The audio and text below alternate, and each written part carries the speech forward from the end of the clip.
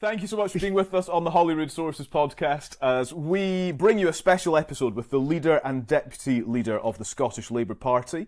Welcome to the podcast, Anna Sarwar and Jackie Bailey. Our pleasure, good to be here. Thank you very much. Great to see you. How would you describe your relationship? I think the great thing about it, actually, This is the icebreaker. yeah, exactly. I didn't know we were coming to, relationship counselling, Jackie. But the great thing is that I know you had a different double act on recently. The difference with Jackie and I is we actually like each other. We actually enjoy each other's company. We actually trust each other 100%. Neither one of us wants to do each other's job. And both of us are absolutely desperate and determined to win. And that's why it works. And I am the greatest deputy you could ever have because I can second that. His boss, his job, right? I'm quite content for Anas to remain the boss. And I actually, having worked with many Labour leaders over time, I have to say he is one of the best. And he didn't pay me a fiver to say that. And the reason, Calum, she said one of the best is because she doesn't want to upset Wendy Alexander. She actually wants to say best, but she doesn't want to upset Wendy. Isn't it Baroness Alexander? But yes, it is. Yeah. But like it's Dame Bailey. You're not going there, right? But genuinely, he's a hard worker. He motivates people around about him to work hard. We are serious about what we want to do in 2026. And I have to say, he is the best. There you go. There you go. And that's 25 years. There's going to be some sick emojis coming up when they watch this. Look at Not to that. digress too much, but Wendy Alexander was on our devolution special, She was. and she was absolutely fantastic. Yeah, and you just thought that's a total loss to Scottish politics that she was excellent. Not as good as you. And a real actual gain for, I know people have lots of doubts about the House of Lords, but actually a real gain because she will bring a huge depth of knowledge and expertise. If memory serves, the Labour Party had doubts about the House of Lords, 9 months ago? And continues to do so. And that's why it's made right steps in terms of removing hereditary peers, but we want it to be that Senate of the Nations and Regions representing every part of our great country. And every region within Scotland too actually should have strong representation. Well, we'll talk about Scottish regions. Yeah, don't worry about it. There is only one political party, isn't there, in Scotland that doesn't send... Oh, there's two, but the main principal party doesn't send anyone to the House of Lords. You're gutted, Geoff, aren't you? I'm not. Otherwise you were a shoo-in. My CBE Scotland in the post. Otherwise, Geoff was a shoo-in. It has to be said, some of your members have lobbied to be in the House of Lords. Yeah. So the party may take one view, but your individual members take another in time. Far off Lord Blackford of Cardiff for a while. I was going to say, let's not. Well, that's true. Without naming it. That was a bit of a letdown, On that. track in this podcast. Absolutely not. Sorry. We're already running late.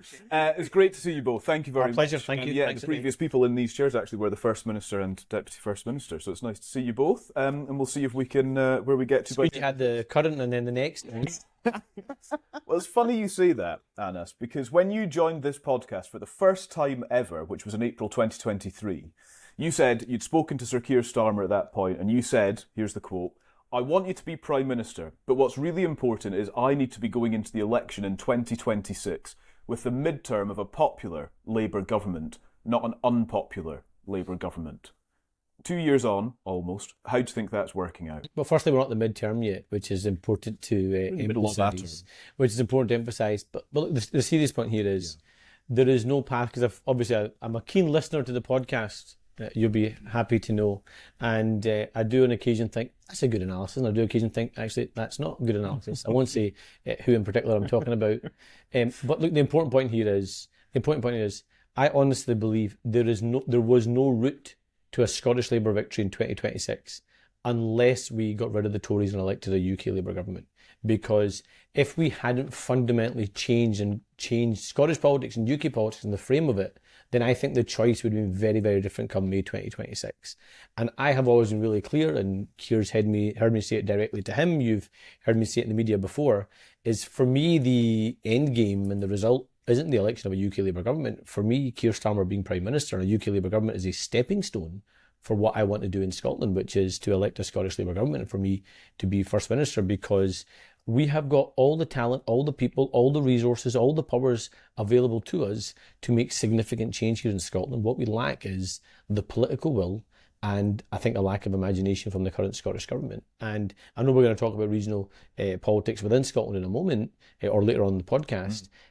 Sometimes it often feels like with the Scottish Government is we want to pretend that all our problems are caused by Westminster, but it also feels like we're waiting for Westminster to fix all our problems as well. Actually, look at other parts of the country. Look at Greater Manchester. It's got fewer resources than we do, fewer powers than we do, but they didn't wait for a Westminster government to change. They got on with it and got things done to attract investment and growth into their region to make a meaningful difference. If Greater Manchester can do that with the few levers it has, why can't Scotland do that? And that's what I want to do. I want to use the levers we have to transform every part of our country. I suppose I have to just sort of follow up, though, with polling. And we can't say it's just one poll at this point. We did a poll on this podcast at the start of the year that put you down. The Sunday Times did a poll this weekend just past that finds that you would be on 18 seats at Holyrood and there would actually be a pro-independence majority.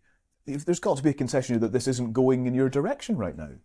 So I think polling, I'm always interested in, but there are the polls that are the by-elections that have taken place across Scotland where we've had, I think, 34 separate by-elections. Labour have won 19 of them. I think the SNP have won 5, the Tories may have won 5, and I forget, what the rest was. And if you take the most recent one, Kirkintilloch and Twecca, a place I know well because I used to live there, it has in the past been Labour, but successively, the constituency is SNP held. That seat was held by the Liberals, but actually on paper, that was an SNP seat. And I have to say to you, the SNP vote dropped by 16%. That's massive. And if you look at all these polls, what is consistent is that the SNP is not budging. They're stagnating. They're not building enough to take them over the finish line, in my view. But the opportunity is there for us. And when we started at the general election a year out, we weren't in a good place in the polls. We worked really hard. We ramped that up. We had the right candidates, the right set of policies. We worked incredibly hard to deliver, and we will do so again. But we are not complacent about it. We will work really hard to get there. You promised change ahead of the election. It's time for change. And my analysis is, for what it's worth, is that you're a party at a Westminster level particularly suffering an identity crisis.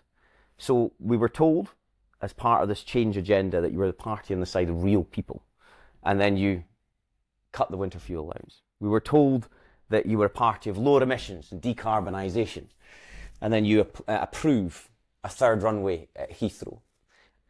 You're a party of economic growth, and then you put in place national insurance contribution hikes, a tax on jobs. Fundamentally, I don't know what I'm getting from the Labour Party just now. And I live and breathe politics. So you can forgive some in the electorate surely for saying, what are these guys up to?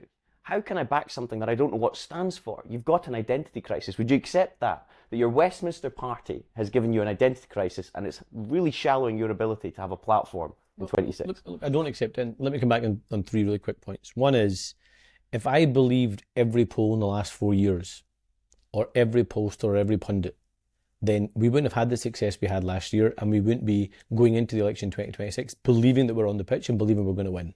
And let's not forget there are bets that have happened on this podcast. Certain people have lost bets in this podcast because they were making predictions. Big political pollster gurus have predicted that Scottish Labour couldn't even dream of winning 25 seats. We ended up winning 37 seats in the general election. So polls, I'm not saying you ignore polls, I'm not saying you should do that, but polls are a reflection of a view on any given single point. They are not a predictor of what actually happens in the election. And polls can change, and we believe polls will significantly change the clearer we get to the election and the clearer the frame of the choice is. The second point is that, firstly, I thought you supported another runway at Heathrow, Mr. Aberdein, which is really important. It's the interference at the heart of your government, which is impacting which your is, ability to win in 2026. So let me make the second point. Second point is, I'm not standing to be Prime Minister. If I wanted to be Prime Minister, I would have stood for election last year. I'm standing to be First Minister, that's why I'm standing for election next year. And what a UK Labour government has done, and it was only possible because people in Scotland voted to get rid of the Tories and elected 37 Scottish Labour MPs. What they have done is deliver a pay rise for over 200,000 Scots, only possible because Scotland voted to get rid of the Tories. the record settlement for the Scottish Government, a £5.2 billion increase in public spending for the Scottish Government, only possible because Scotland voted to get rid of the Tories. We ended minor pension injustice, which might seem like a small thing, but actually is a huge thing for those communities, only possible because Scotland voted to get rid of the Tories. We've got Great British Energy headquartered in Aberdein. I'll come back to that in a moment, Mr. Aberdein, if I will. And then, and also, you have seen huge transformative changes that make a meaningful difference to people here in Scotland, only possible because we voted to get rid of the Tories. And just on Aberdein, Mr. Aberdein and the GB Energy Aberdein, Geoff might think I've forgotten, but actually, young Mr. Aberdein here, Lord Aberdein here, was, that's his ambition, Jackie, I think that's what it is, yeah. He's nodding. He made a commitment to me, and I'm all for promises being kept, which is really, really important. Geoff Aberdein said that if GB Energy was headquartered in Aberdeen, it'd be such a game changer that he would join the Scottish Labour Party. What happened to that promise? I should have brought an application for You should have. No, Jackie, we're a digital first organisation. He can go online and fill When I out see a functioning GB Energy in Aberdeen, I may just consider it. 7 months. But again, that's a really important point. Is you are asking a government to be judged after 7 months when you think about what it had to inherit. And this is the point of context that I think is really important. I'm not saying it's an excuse, but it's really important. Is an incoming governments across the UK have had one of three things over time. They've either had a flatlining economy, or they've had broken public finances, or they've had broken public services. Keir Starmer and Rachel Reeves have come in with all three at the same time. And they had to make three fundamental choices in the first budget. The first one was, do you balance the public finances or do you slow roll? They chose to balance the public finances. Do you decisively end the era of austerity or do you slow roll? They chose to decisively end the era of austerity. Having made those two first choices, they then had to decide where the money was coming from and had to make difficult decisions. The imbalance here is that you've got a Scottish government, an SNP, that went into the budget process demanding £70 billion of additional spending, but now opposing over £40 billion of revenue-raising measures. It is economically incoherent. But the key point is, in May 2026, people are going to vote for who they want the First Minister to be and who they want the Scottish Government to be, not a referendum on a UK Labour government. That's what the SNP will want to make it, but that's not what the fundamental choice facing the country is.